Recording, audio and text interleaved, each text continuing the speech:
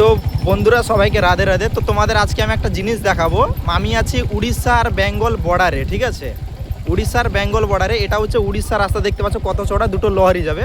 Just এইখানে শেষ হয়ে যাচ্ছে বেঙ্গল রাস্তা। এই যে দেখো না বেঙ্গল রাস্তার অবস্থা, দেখো এই যে বেঙ্গল রাস্তার অবস্থাটা তোমরা দেখে নাও, ঠিক আছে? আমি তোমাদের দেখানোর চেষ্টা করছি, মানে নিউট্রালে ফেলে গাড়ি, কারণ রয়্যাল এনফিল্ড তোমরা জানো যে বন্ধ হলে গাড়ি বন্ধ হয়ে যায়। এই যে দেখে নাও, এটা হচ্ছে বেঙ্গলের রাস্তা অবস্থা। আমাদের বালকবাড় রামনগর থানা অন্তর্গত এই রাস্তাটা আছে। এটা উড়িষ্যা বর্ডার পড়ে যায়, এখানে বর্ডার, এখান থেকে বর্ডার হয়ে যাচ্ছে।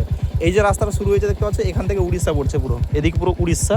রাস্তা চড়াটা দেখতে পাচ্ছ, মানে দুটো লহরি এখান থেকে পাস হবে, ঠিক আছে? দুটো আইচারের দিকে পাস হয়ে যাবে লহরি, বুঝতে পারছো? 16 জায়গার গাড়ি দুটো পাস হয়ে যাবে। আর সামনে দেখো একটা ইঞ্জিন ভ্যানও আসতে পারবে না ঠিকভাবে। আর বেঙ্গলের রাস্তা অবস্থাটা দেখে নাও। আর উড়িষ্যার রাস্তা নতুন হয়েছে কিন্তু চড়া দেখে নাও।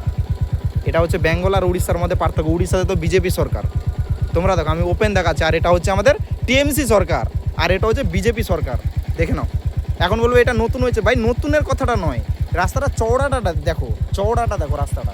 আমাদের এটা নতুন হলে এই চওড়াই থাকবে, নতুন যদি হয় এই চওড়া থাকবে। কিন্তু উড়িষ্যাতে রাস্তা সবসময় কিন্তু বরাবর জন্যই উড়িষ্যাতে চওড়া, অলি গলিতে এত চওড়া রাস্তা তোমরা দেখতে পাবে।